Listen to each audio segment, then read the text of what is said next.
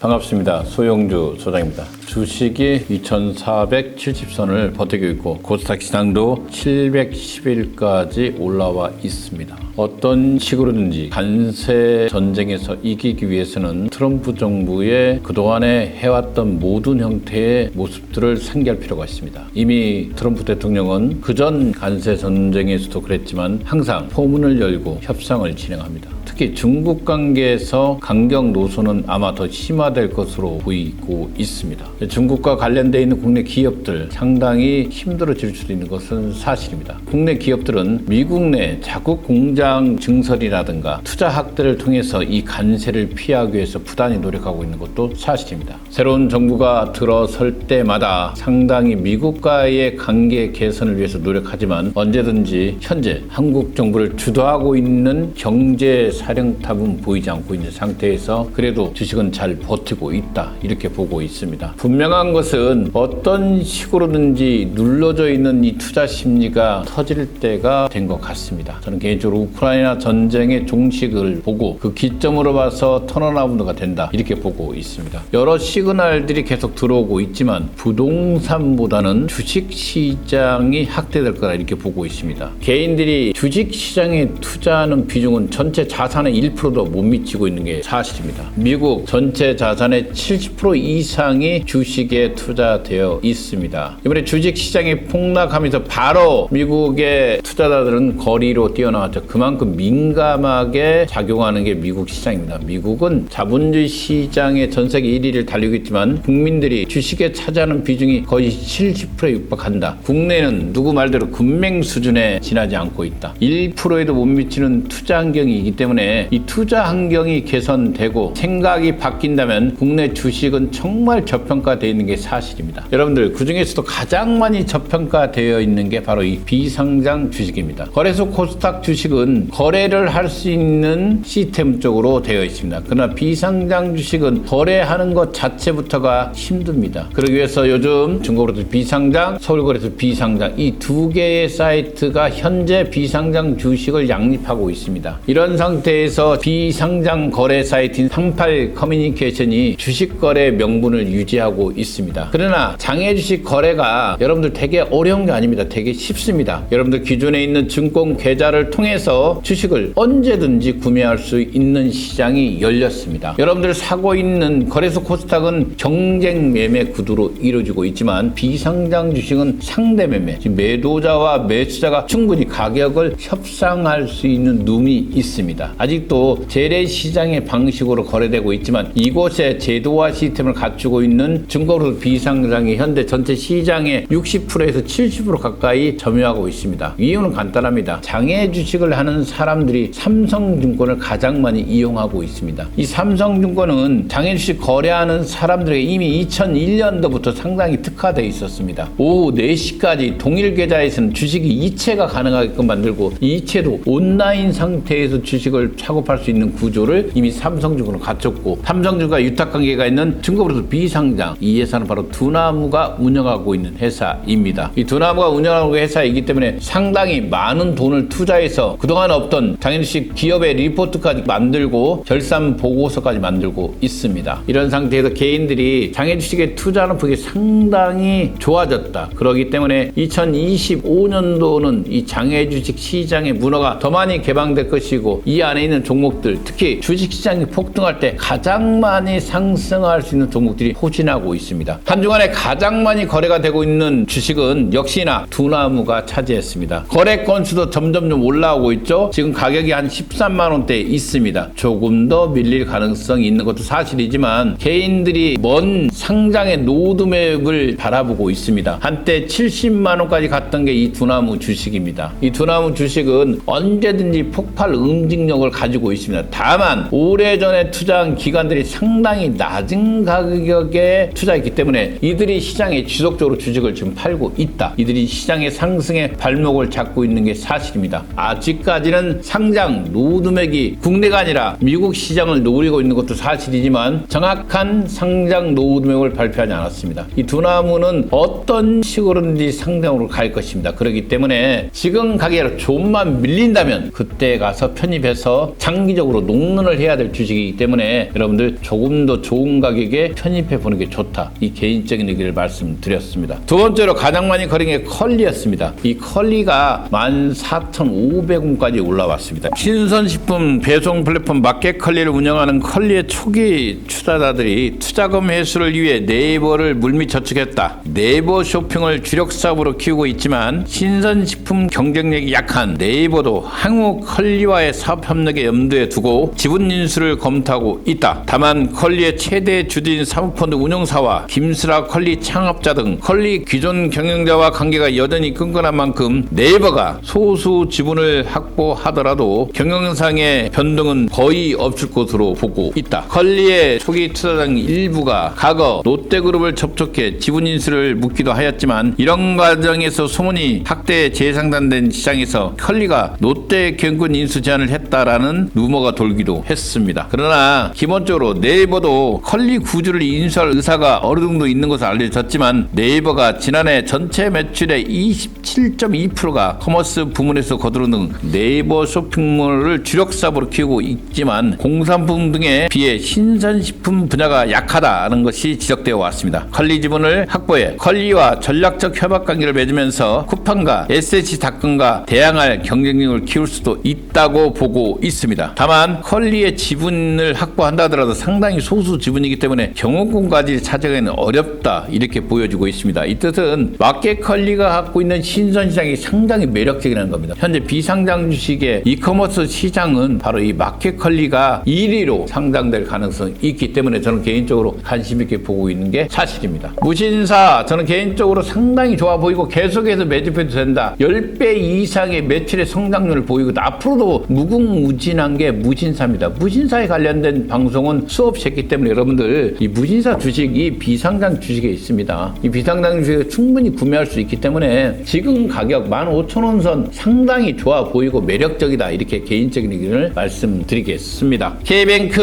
6,800원에 자리를 지키고 있지만 전체 주목구조가 191건에 지나지 않는 상태에서 저는 K뱅크의 주식은 상당히 고평가되어 있다. 이것도 거의 4,000원 선에서 움직이는 게 맞다. 개인적인 의견이고요. 이런 주식들을 지금 시장에서 편입하는 것은 리스크가 있기 때문에 조금 더 보수적 관점으로 접근할 필요가 있겠습니다. 빗썸이죠. 빗썸이 상장 로드맵을 발표했습니다. 올 하반기죠. 오랫동안 끌었던 법률적 문제를 해결하였습니다. 올해 기본적으로 순이익이 좀 떨어진 이유는 시장의 확장을 위해서 수수료를 제로로 했습니다. 그만큼 시장은 두 자릿수까지 확대가 되었고 점유율이 상당히 공격적으로 가고 있습니다. 빗썸 가지고 있는 자산, 부동산 자산도 엄청납니다. 이런 상태에서 빗썸이 지금 액면가 5,000원짜리 상태에서 9,800원은 매력적이다. 개인적인 말씀드렸고요. 그 뒤를 위해서 야놀자도 개인적으로 국내 상장보다는 해외 상장으로 갈 가능성이 100%다. 이렇게 보고 있습니다. 이 투자자가 손마사오 아니겠습니까? 우리 쿠팡에 투자했던 팀들이 그대로 다시금 이 야놀자에 투자를 했습니다. 그래서 저는 개인적으로 쿠팡을 상장시킨 것처럼 야놀자도 해외 상장으로 갈 가능성이 있기 때문에 관심 있게 지킬 필요가 있다. 이렇게 말씀드리겠습니다. 현재 두나무가 4조 7천억에 거래되고 있고 그 뒤를 이어서 야놀자가 3조 한 5천억에 거래되고 있습니다. K뱅크도 2조 3천억인데 상당히 높게 보이고 있고 저는 개인적으로 이 두나무 4조 7천억이면 되게 낮게 보고 있지만 조금 더 가격이 밀릴 구간에 들어와 있기 때문에 좀 더 밀리고 난 다음에 들어가도 늦지 않다. 이렇게 말씀드리겠습니다. 오늘자 기사네요. 서울 로보틱스가 기술성 평가에서 A, BBB 등급을 획득했다. 하반기에 IPO 간다. 기술 특례 요건을 충족했기 때문에 국내 2로 자율주행 기업 상장을 추진하고 있다. 기본적으로 삼성증권이 주관사로 선정되어 있습니다. 기술 특례 상장은 우수한 기술력을 가진 기업이 기술평가 기관 평가를 통해 일정 등급을 확보하면 상장 예비 심사 청구 자격을 부여하는 제도입니다. 올해 코스닥 시장에서 국내 2로 자율주행 기업으로 상장을 준비 중인 서울 로보틱스는 이번 기술적 평가 결과를 기반으로 주관사인 삼성증권과 함께 예비 심사 청구서를 제출할 계획이라고 발표했습니다. 서울 로보틱스는 기업 공개를 통해 확보한 공모 자금을 국내 우수 인재 영입과 장기적 R&D 투자에 적극 활용할 예정이라고 발표했습니다. 또한 기업용 B2B 시장을 겨냥한 완전 자율주행 레벨 4 기술과 다양한 자율로봇 시스템 등 차세대 분야를 선제적으로 공략할 방침이라고 밝혔습니다. 상장 기업으로서 신뢰도를 기반으로 글로벌 자동차 제조사 및 물류 업체들과의 계약 확대에도 속도를 낼 계획이라고 발표했습니다. 있습니다. 서울 로보틱스 기술은 현재 독일, 일본, 미국, 한국 등 다양한 국가에 도입하여 해외 수출 실적도 보유하고 있습니다. 최근 다수의 글로벌 자동차 제조사들은 서울 로보틱스의 독자 기술로 개발한 B2B 자율주행 솔루션인 레벨 5 컨트롤 타워 도입을 위한 상용화 절차를 진행하고 있습니다. 여러 대의 차량을 동시에 군집 자율주행하고 악천후에서도 운전자와 안전관리자 없이 차량을 운행할 수 있는 솔루션입니다. 서울 로보틱스 대표는 당사의 기술력을 높이 평가하고 사업 발전성까지 우수하다면서 받은 결과라며 올 하반기 코스닥 상장을 통해 국내 자율주행 기술과 시장에 이바지할 수 있도록 최선을 다할 거라고 발표했습니다. 국내 자율주행 기업 상장 1호를 바로 서울 로보틱스가 차지할 것 같습니다. 이 기술평가 A, BBB 등급은 상당히 높은 수준의 등급입니다. 이 기술 특례 상장 요건을 충분히 충족하는 기술력이기 때문에 이 서울 로보틱스가 국내 코스닥 시장에 상장된다면 이 기업이 바로 자율주행 1호 상장을 기록한다. 현재 자본금은 10억에 지나지 않습니다. 상당히 낮은 자본금이지만 투자는 500억이 넘는 돈의 투자를 받았다. 그만큼 기술력을 인정받고 있는 회사 아니겠습니까? 언제든지 시장의 성장성에 하라선처럼 폭발할 수 있는 기업이라는 것을 명심해 두시고 공부해 보십시오. 그 속에 투자의 길이 있습니다. 감사합니다.